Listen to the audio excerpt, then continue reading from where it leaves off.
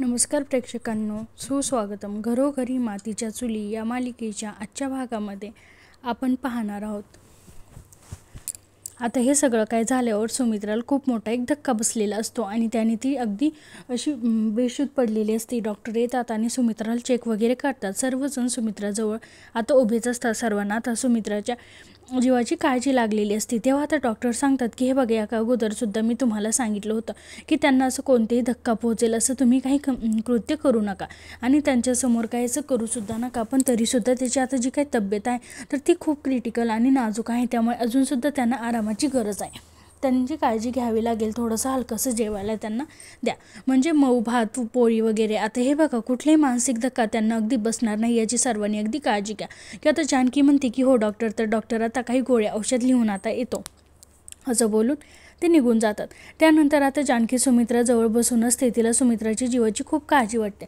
तर इकडे मात्र आता ऐश्वर्या लताबाईवर खूपच खुश झालेली असते. आता लताबाईची ॲक्टिंग केलेली आहे, त्यामुळे आता ऋषिकेश बरोबर आता आपलीच आई आहे असं ओळखतो. तेव्हा मात्र ऐश्वर्याला इतका आनंद होतो की लताबाई लगेच आता ती पापे घेत असते आणि म्हणते की हो आई, कमालच केली तू. खरंच तू एक कमाल प्रकारची ॲक्टिंग केली. आणि आई, तुला माहिती आहे का, जेव्हा तू तो चाकू घेऊन आली तेव्हा खरंच मला एक मोमेंटला असं वाटलं होतं की झालं आता. परंतु नंतर मात्र माझ्या लक्षात आलं की खरंच तू तुझी कमालीची ॲक्टिंग करते म्हणून. तेव्हा आता लताबाईसुद्धा खूप हसते आणि हे बघ नाही, तू जी काही ॲक्टिंग केली ना त्यामुळे नानांचा, ऋषिकेशचा आणि सगळ्यांना घरामध्ये अगदी परफेक्ट विश्वास बसलेला आहे की तू पार्वती आहे म्हणून. त्या लताबाईला तर खूप आनंद होतो. ती म्हणते की खरंच तू माझा आणि माझ्या अभिनयाचं इतकं कौतुक करते. खरंच मला खूप बरं वाटलं. आणि हे बघ, हे अभिनयाचं जे काही वेडा आहे तर ती माझ्या डोक्याला असताना तेव्हा तू माझ्या पदरात होती आणि त्याचा वेडापायी मी तुला सोडून गेले होते. स्वप्नातही मला झपाटलं होतं. तेव्हा तर मला असं वाटलं होतं की एक मोठी अभिनेत्री होईल. आधी मधुभाऊकडून तुला मी परत घेऊन जाईल म्हणून. आणि कसलं काय अगं, कधी मला असा मोठा रोल नाही मिळाला आणि नशिबाची साथ मला नाही भेटली. मग काय करणार, अभिनयाची हौसी नंतर कधी पोट भरायची गरज होऊन बसली, कळलंच नाही. आणि आमच्या क्षेत्राचे असंच आहे. आता तिच्या जीवनाबद्दल सगळं काही ते ऐश्वर्याला सांगते. पण ऐश्वर्याला हे सर्व ऐकण्यात कोणताही काडीचा इंटरेस्ट नसतो. कोणी पडद्यावर खेळून लाखात लोळतो, परंतु अगदी एखाद्या प्रयत्न करून सुद्धा, लाख प्रयत्न करून खूप सुद्धा नशीब चमकत नाही. तेव्हा आता ऐश्वर्या म्हणते की ठीक आहे, इट्स ओके. आता जे काही भूतकाळातील आठवणी आहेत तर त्या काढून मात्र तू असं रडू बिडू नकोस. तेव्हा आता लताबाई म्हणते की नाही रडत. त्यानंतर आता सुमित्राला सुद्धा आल्यासारखं होतं. तर जानकी म्हणते की नाना आईनं शुद्ध येते. तेव्हा लगेच आता नाना हे सुमित्रा असं म्हणतात. तर सुमित्रा डोक्याला हात लावून आता उठून बसते. जानकीला आता म्हणते की आई जरा सावकाश, तुम्ही झोपून राहा बरं प्लीज. आता जानकी आईचा हात धरलेला असतो. परंतु आता सुमित्रा जेव्हा उठते बघते तर काय, लगेच जानकीचा हात रागाने बाजूला करते. ऋषिकेशला सुद्धा तेथेच असतो. सुमित्रा रागाने म्हणते की हे बघ, मला हातसुद्धा लावू नको. तर लगेच सारंगला खूप हसू येतं. तेव्हा आता सुमित्रा म्हणत असते की हे बघ, तू माझ्यापासून लांबच राहा, शेवटी झाले ना तुझ्या मनासारखे. आणि ऋषिकेशला तर आई आता मिळणारच आहे, त्यामुळे आता मात्र माझं या घरात राहून काय उपयोग होणार नाही, त्यामुळे आता हे घर मी सोडते. तेव्हा ते सर्व ऐकून सर्वांना खूप मोठा धक्का बसतो. तर सुमित्रा खूप रडत असते आणि आता मी या घरातून जाते, मला जाऊ द्या म्हणून ती आता अथरुणातून उठून बाहेर निघायला लागते. ऋषिकेश म्हणतो की आई हे बघ, अगं तू काय करते सगळं, असं बोलू नको. तेव्हा तर ऋषिकेश आई म्हटल्यावर सुमित्रा लगेच म्हणते की आई, अरे मी तुझी आई नाही, मी तुझी कोणीही नाही. अरे तुझी आई तर तिकडे पार्वती आहे, तू तिच्याकडे जा. मगाशी तर बाहेर तू 4 वेळेस म्हणलं की ती माझी आई आहे, माझी आई. तेव्हा आता ऋषिकेशच्या डोळ्यात खूप पाणी येत असतं. हे जे काही सुरू आहे ते काही ऋषिकेशला आता सहन होत नाही. तर सारंग मात्र अगदी हसून येत सर्व ऐकत असतो आणि बघत असतो. सुमित्रा म्हणते की अरे तू तर तिला जवळ घेतली आणि माझी आई असं तू म्हणालास, त्यामुळे हे बघ, कोणाचंही विध बनवून मला आता या घरात नाही राहायचं. जेव्हा या घरामध्ये मी पाऊल टाकलं होतं तेव्हा तान्याचं ऋषिकेशला माझ्या घराला हे सगळ्या मी खरंच खूप प्रेमाने आणि काळजीने सांभाळलं होतं. मग आता ती पार्वती आली आहे तर आता या घरात माझा राहून काही फायदाही नाही, काम पण नाही. पण सगळ्यांना मात्र सगळं काही अगदी मिळालं, परंतु ऋषिकेशसुद्धा त्याची आई मिळाली, परंतु मी माझं सर्व काही गमावलं. म्हणून आता सुमित्रा खूप रडत असते. ऋषिकेशला आता सुमित्राची अवस्था बघत नसते, नानांना सुद्धा नाही आणि जानकीला सुद्धा नाही. तेव्हा आता ऋषिकेश रडतच म्हणतो की हे बघ, तू स्वतःला इतका त्रास करून घेऊ नको. लगेच आता त्या संधीचा फायदा घेऊन सारंग तर आता सुमित्राजवळ येतो आणि म्हणतो की आई अगं तू असं बोलू नको, मी आहे ना तुझा मुलगा. तर सुमित्रा लगेच आता सारंगचा हात धरते आणि म्हणते की हो तो आहेच आहे. अरे पण माझं ऋषिकेश आता माझा नाही राहिला ना. तेव्हा सुमित्रा आणखीनच रडते. तर ऋषिकेशला सुद्धा खूप रडतो. माझे हे घर माझं नाही, माझं माणसं सुद्धा माझी नाही, मग कशाला मी या घरामध्ये राहू, जाऊ द्या मला. तेव्हा आता नाना म्हणतात की बाद झालं सुमित्रा, अगं हे घरसुद्धा तुझं आहे, ही माणसंसुद्धा तुझी आहे आणि हा का तू असं सगळ्यांना तोडते, त्यामुळे तू कुठेही नाही जाणार. तेव्हा लगेच सुमित्रा म्हणते की नाही, असं काही होणार नाही, तुम्ही मला अडू नका, जे काही मी बोलले आहे अगदी तसंच होईल. मी म्हणाले होते की जरी खरी पार्वती असेल तर मी हे घर सोडून जाईल म्हणून. तेव्हा आता सगळ्यांना ते सर्व काय आठवतं. सुमित्रा त्यावेळेस काय म्हणाली होती, त्यामुळे आता जे काही मी बोलले होते त्या बोलण्याप्रमाणे तर मला वागावं तर लागेलच ना, त्यामुळे आता मी इथे नाही राहू शकत, मला इथून जावंच लागेल. म्हणून लगेच सुमित्रा आता उठते आणि जायला निघते. तर लगेच आता सर्वांचा एक प्रकारचा मोठा आवाज होतो की आई थांब. तर आता ऋषिकेश लगेच सुमित्राचे पाय धरतो आणि आई तू कुठेही जाणार नाही, मी तुला कधी कुठे जाऊ देणार नाही आई, म्हणून तो खूप आता सुमित्राचे पाय धर म्हणून रडतो. सुमित्रा रागाने म्हणते की ऋषिकेश बाजूला हो, परंतु ऋषिकेश म्हणतो की नाही आई, मला जन्म देणारी आई आली म्हणून, जिने मला मोठं केलं, ती आई मला सोडून कुठेही दूर नाही जाऊ शकत. असे बोलून आता ऋषिकेश खूप असे पाय पकडत रडत असतो. तेव्हा ते सर्व बघून जानकी आणि नाना यांना सुद्धा खूप असे रडू येतं असतं. सारंग मात्र अगदी भित्यासारखा तिथे उभा असतो. ऋषिकेश रडतच म्हणतो की आई ती आली म्हणून तू कुठे जाऊ शकत नाही, तुझं महत्त्व नाही कमी होऊ शकत, आम्हाला सोडून मात्र तू कुठे जायचं नाही. आणि आई तू असं बोलू नको की मी तुझा मुलगा नाही म्हणून, आणि प्लीज मला तू माझी आई नाही असं मला म्हणू नको. खरंच आई, या सर्व गोष्टीची मला खूप त्रास होतो. आई तू माझ्यावर खूप प्रेम केलंस, मला सांभाळस, मला माय दिलीस, एक क्षणामध्ये सगळं कसं संपवत जाईल. आई तू सांग, पार्वती आईपेक्षा तू जास्त आहे माझ्यासाठी, तूच माझ्यासाठी खूप काही केलेलं आहेस. पार्वती आईने तर फक्त मला जन्म दिला, परंतु आता आला मला लहानाचं मोठं केलं, मला प्रेम दिलं, मला माया दिली, ती केवळ आई तू, त्यामुळे तुझं स्थान मात्र खरंच माझ्या नजरेत मोठं आहे, त्यामुळे मी तुला जाऊ देणार नाही. तू कुठेही जाऊ शकत नाही, तू इतकं टेन्शन घेऊ नको, तू कुठेही जायचं नाही. तेव्हा सुमित्रा बाजूला होते आणि म्हणते की ह्या सगळ्या बोलायच्या गोष्टी आहेत. पार्वतीने तर अगोदर हक्क मागितला, त्यानंतर माझा मुलगा मागितला आणि बाकीची माणसं आहे ना या घरामध्ये तिच्या मागे पुढे करण्यासाठी झुळायला. तेव्हा आता हे सर्व जानकीला टोमणे मारत मात्र सुमित्रा बोलत असते. जानकीला बिचारीला वाईट वाटत असतं. सुमित्रा म्हणते असते की आता या घरामध्ये माझी काही गरज नाही. तेव्हा लगेच ऋषिकेश म्हणतो की आई तुला माझी शपथ आहे, मी तुला कुठेही नाही जाऊन देणार, तुझा या घरावरचा आणि माझ्यावरचा हक्क कधी कमी होणार नाही. तेव्हा आता रागाने सुमित्रा म्हणते की हे सर्व तुझ्या बायकोला मान्य आहे का. तेव्हा आता जानकी म्हणते की आई मी काय म्हणते. तेव्हा लगेच सुमित्रा रागाने म्हणते की काय ग, घरामध्ये इतकं सगळे माणसं असताना तू का मध्ये बोलते असते, आणि या घरात निर्णय घेण्याचं का तू स्वतःला सगळं काय हक्क देत असते का. तू आमच्या या घरामध्ये काहीच ऐकत नाही. मी तुला सांगितलं होतं की त्या बाईला तू घरामध्ये घेऊ नकोस, तरीसुद्धा तू त्या बाईला घरामध्ये घेतलेस, आणि एकदा सांगितलं होतं की तू कुटुंब कलश निर्णय घेऊ नको, पण तरीसुद्धा तू तेव्हा माझं ऐकलं नाही, तरीसुद्धा तू कोणाचं काही ऐकलं नाही. आणि आजसुद्धा तू काय म्हणत होती की ती बाई ऋषिकेशची आई नाही म्हणून, करून सवरून हे सगळं काही नामनिर्णारं राहण्याचा प्रयत्न केव्हापासून अगदी करायला शिकलीस. असं दोन प्रकारचं वागणं काय आहे तुझं, दोन वागणं का दाखवते स्वतःला. मात्र अगोदर त्या बाईला घरात घेऊन आलीस आणि आता परत म्हणते की ती ऋषिकेशची आई नाही म्हणून. मग आता तूच मला सांग की हे जे काही रिपोर्ट्स आहेत ते सर्व खोटे आहेत का. तेव्हा आता जानकी आपल्या डोळ्यातील पाणी पुसते आणि आईला समजावते, म्हणते की हे बघ आई तसे नाही, जे काही ते रिपोर्ट्स आलेले आहेत ना तर ते काहीतरी त्यामध्ये बदल झालेला आहे. तेव्हा आता लगेच ऋषिकेशला राग येतो. ऋषिकेश म्हणतो की जानकी बस करा, आणि हे बघ जानकी पुन्हा तू तेच बोलू नको, कारण आता सर्व सिद्ध झालेलं आहे की ती बाई पार्वती आहे म्हणून. तेव्हा आता सुमित्रा तर मोठ्या आवाजात म्हणते की हो ना तेच तर मी म्हणते की ऋषिकेश सर्व काही सिद्ध आता झालेलं आहे, कोण कोणाची आई आहे आणि कोण कोणाचा मुलगा, हे सर्व सिद्ध झालेलं आहे. त्यामुळे आता मात्र या घरात माझं काय अशी गरज राहिलेली नाही, मला जाऊ दे मला. म्हणून आता सुमित्रा रडतच आता कपाट उघडते आणि कपाटातून आपल्या सर्व साड्या घ्यायला सुरुवात करते. परंतु आता सर्वजण सुमित्रा नाना सुद्धा म्हणतात की सुमित्रा ऋषिकेश आई असं करत आईच्या मागेच असतो. सुमित्रा म्हणते की हे बघा आता मी कुणाचं काही ऐकणार नाही, मला जाऊ द्या. म्हणून ती आता आपल्या साड्या घेऊन बेडवर ठेवून ते बॅगमध्ये घरायला लागणार. तोच लगेच जानकी तिच्या हातातील साड्या घेते आणि म्हणते की थांबा आई, आणि त्या साड्या ती बाजूला फेकून देते आणि म्हणते की हे बघा आई प्लीज असं करू नका, मी जे काही बोललेलं आहे तुम्हाला ते आवडत नसेल ना तर मी या घरामध्ये एकही शब्द नाही बोलणार, पण आई प्लीज तुम्ही हे घर सोडून जाऊ नका.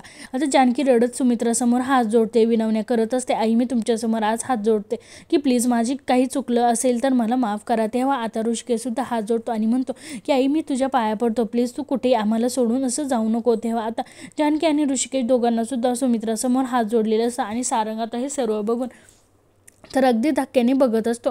त्यानंतर आता इकडे लताबाईला ऐश्वर्याला म्हणत असते आयुष्यामध्ये मी खूप काही चढवता बघितल्या, पण त्यानंतर अगं खरंच मला एक आनंदाचा क्षण मिळाला, म्हणजे माझी मुलगी मला मिळाली, तेच माझ्यासाठी खूप आहे. तर ऐश्वर्याला आता हे बोलणं अगदी नकोशी वाटतं, ते अगदी न ऐकल्यासारखं करत असते. आणि खरंच परमेश्वराची ही सर्व कृपा झाली आणि खरंच मी माझ्या मुलीचे काहीतरी कामी आले, माझा अभिनयसुद्धा तिच्या कामी येतो, खरंच मला खूप छान वाटतं. ते आता ऐश्वर्या म्हणते की हो थांबा आणि मला सुद्धा तुझ्यासारखा एक मस्त अभिनय तर तर करू दे. त्यावर आता लताबाई विचारते की म्हणजे अगं तू आता नक्की काय करणार आहे. तर ऐश्वर्या तिचा लगेच पुढचा प्लॅन जो आहे तो लगेच आता लताबाईला सांगायला सुरुवात करते. तर ऐश्वर्या लताबाईला लक्ष ठेवायला सांगते की बाहेर कोणी येते की काय, आणि तोपर्यंत आता जी काय अंगणामध्ये तुळस आहे तर ती लगेच आता तुळशीतील काही माती अंगारा आणि जो काही तेथील धागा आहे तर तो धागा घेते, लताबाईला आता दाखवते. आणि तोपर्यंत लताबाईला या सगळ्याकडे लक्ष ठेवायला सांगते. आणि आता लताबाईला म्हणते की बघ आई, तू सुद्धा जी काही लाजबाब ॲक्टिंग आहे तर ती बघून मात्र आईने नाही मला जवळ केलं आणि नाही ते जानकीने मी लांब केलं तर नावाच्या ऐश्वर्याने मी. त्यानंतर आता इकडे नाना ही सुमित्राला समजवतात की सुमित्रा अगं बस कर काय हे. तेव्हा आता लगेच सुमित्रा म्हणते की बरं ठीक आहे मी या घरामध्ये थांबते, परंतु मात्र एक अटईवर, मी जानकीच्या हातचं काही खाणार सुद्धा नाही आणि पाणीसुद्धा पिणार नाही. तिच्या हातचं मला काही एक नको आहे. तर जानकीला खूप वाईट वाटतं. तर नाना म्हणतात की सुमित्रा अगं तू काय बोलतेस हे. तेव्हा आता ऋषिकेश म्हणतो की बरं ठीक आहे आई, सगळं काही तुझ्या मनासारखं होईल, फक्त आई तू जाऊ नको, कुठे जाऊ नको. आणि तेवढ्यात मात्र आता ऐश्वर्या आई करत आता ते तर सुमित्रा लगेच म्हणते की ऐश्वर्या, तर लगेच आता ऐश्वर्या नाटक करत म्हणते की आई तुम्हाला सुद्धा आली खरंच देवच पावला. आणि देवाला आता सर्वांच्या समोर हात जोडते, नाटक करते, ॲक्टिंग करत आता आईच्या हातला धरते आणि आई शांत बसा बरं खाली. तेव्हा सुमित्रा लगेच ऐश्वर्या सर्व काही ऐकत असते. आता लगेच सारंगच्या हातामध्ये जो धागा देते आणि सारंग धरा बरं. आणि आता सुमित्राला म्हणते की आई तुम्हाला बरं वाटा म्हणून मी देवळामध्ये गेले होते आणि तेथून मी तुमच्यासाठी अंगारा आणला, बरं चला मी ते लावते तुम्हाला, तुम्ही अगदी पटकन बऱ्या व्हाल. तर आता हे सर्व बघून जानकीला विचारेल खूप असं वाईट वाटतं असतं. आता ऐश्वर्या जे काही नाटक करत आता आहे तरीसुद्धा सुमित्रा तिच्यावर विश्वास ठेवते आई. आणि सारंग हातातील धागा घेते आणि आईला म्हणते की आई देवळामध्ये मी 100 प्रदक्षिणा घातल्या आणि तेथून हा धागा मी तुमच्यासाठी आणला होता. आता नानांना ऐश्वर्याची जी काही नाटकी रूप आहे ते बघून सुद्धा खूप राग येत असतो. ऋषिकेश आणि जानकी तर रागानेच पाहत असतात. ऐश्वर्या तो धागा सुमित्राच्या हातामध्ये बांधते. तर सारंग डोळ्यामध्ये आणि आणत म्हणतो की आई बघितलंस का अगं ऐश्वर्याला किती काळजी आहे तुझी. सुमित्रा म्हणते हो ना खरं आहे, ही माझी चूक झाली. मी इतक्या दिवस पितळ सोने समजत होते आणि जे काही सोनं माझ्याजवळ होतं त्याला पितळ समजत होते. आता ऐश्वर्या चेहऱ्याला हात लावते जानकीकडे हे सर्व बघ ती आता म्हणत असते. तेव्हा बिचारी जानकीला खूप वाईट वाटतं. जानकी रडतच आता बाहेर निघून जाते.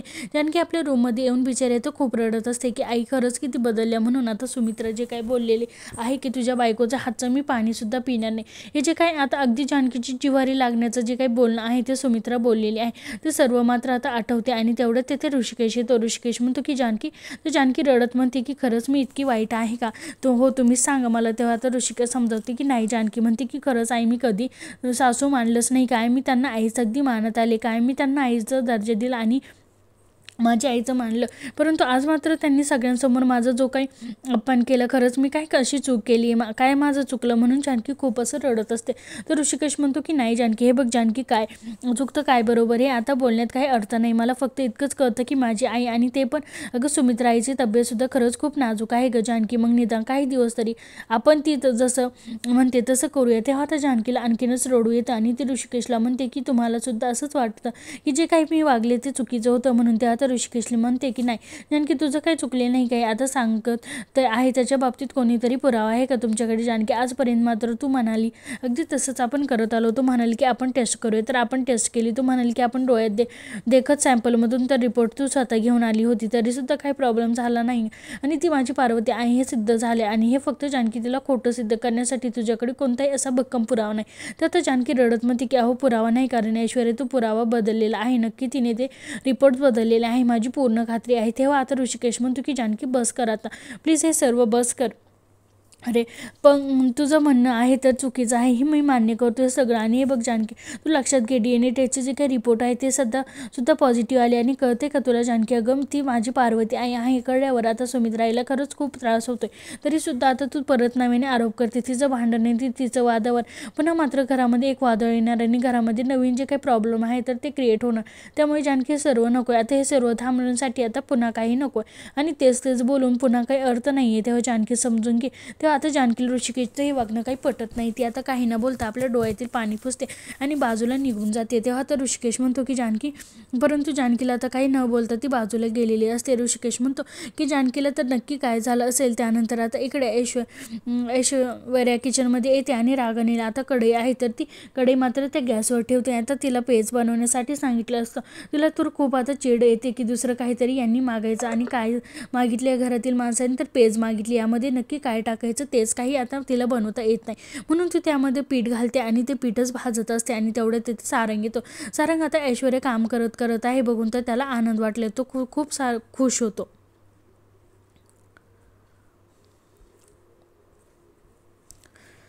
आणि आता म्हणतो की ऐश्वर्या, तुम्ही माझ्यासाठी आईसाठी नवस केला ना आणि खरंच खूप बरं वाटलं. आणि तेव्हा आता त्या कढईवरतीने झाकण ठेवलेलं असतं. तेव्हा आता लगेच सारंगी सर्व बघून विचारतो की आता हे काय करता. तर लगेच आता खुश होऊन म्हणते की हो ना, आईसाठी पेज करते. आता हे ऐकून तर सारंगला आनंद होतो. तर म्हणते की आईसाठी पेज आणि खरंच मस्त असे बोलून जेव्हा ती झाकण काढते तेव्हा सारंग डोकावून त्यात बघतो तर काय पीठ असते. तेव्हा ऐश्वर्या त्यात पाणी ओतून देते. तेव्हा सारंग पुन्हा विचारतो की ऐश्वर्या, खरंच तुम्ही पेज करताय का. ऐश्वर्या तर चमच्याने ते सर्व काही मिश्रण एकत्र करून घेते आणि सारंगला हो असं म्हणते. तेव्हा मात्र आता ऐश्वर्याला आणखीनच त्यात पाणी ओतून देते. तर सारंग म्हणतो की पुरेपुरी. ऐश्वर्या म्हणते की नाही हो, ते पातळ असतं खूप. तेव्हा सारंग परत पुन्हा विचारतो की खरंच ही पेज आहे का. तर लगेच आता ऐश्वर्या म्हणते की हो, खरंच पेज आहे. आणि बघा, जेवढं मला आठवतं की पेज अशी नसते. पेज अगदी त्या भुरभुऱ्या भातासारखी असते, अगदी जिऱ्या तुपाची फोडणी दिल्यासारखी. तेव्हा आता लगेच ऐश्वर्या म्हणते की हो थांबा, मी त्यावरती जिरे टाकते आणि लगेच वरून आता झाकण जिरे घेते आणि त्या पेजमध्ये टाकून देते. तर सारंग म्हणते अहो असं नाही का. ऐश्वर्या काही ऐकायला तयार नसते आणि सारंगला म्हणते की सारंग हे बघा, पेज झाली त्यामुळे मला असं वाटतं आणि हे बघा आईना द्यायची आहे, आईना भूक लागली असेल. तेव्हा सारंग विचार तर खूप घाबरतो. सारंग म्हणतो की अरे बापरे, अहो मी जी गार झाल्यावर टेस्ट करतो. तर आता लगेच ऐश्वर्या म्हणते की नाही, आईना द्यायची आहे, त्यांना औषध द्यायचे आहेत आणि भूक पण लागली असेल, त्यामुळे घ्या बरं जरा टेस्ट करून अगोदर बघा, सांगा कशी झाली. तेव्हा आता सारंग तर अगदी डोक्याला हात लावतो आणि म्हणतो की देवा, अजून तर गुड्ड्या यायचं आहे आणि आता हे नवीन काय. तेव्हा आता ऐश्वर्या विचारते की काय हो, झाले का. तेव्हा आता लगेच सारंग म्हणतो की नाही, खायच्या अगोदर देवाचं नाव घेतं. सारंग आता जेव्हा एक घास खात होतं तेव्हा लगेच थुकून टाकतो आणि ती वाटी फेकून देतो. तर ऐश्वर्या विचारते की काय हो, काय झालं, काही मीठ वगैरे जास्त झालेलं आहे का. तर सारंगला अगदी उलट्या यायला सुरुवात होते. तेव्हा ऐश्वर्या विचारते असते की काय झालं. तेव्हा सारंग आता खूप ओरडतो आणि म्हणतो की ऐश्वर्या हो, हे काय केलं तुम्ही. ऐश्वर्या म्हणते की पेज केली मी. तेव्हा सारंग म्हणतो की अहो पेज असे असते का. म्हणून सारंग आता खूप जोरात ओरडतो. लगेच ऐश्वर्या म्हणते की हे बघा, माझ्यावर ओरडायचं नाही. येते आमच्या घरी काही पेज वगैरे करत नसतात. आमच्या घरी डायरेक्ट मटणाचं रस्सा करत असतात, असं पेज वगैरे काही नसतं. आणि तुमच्या इथे काय बनवता.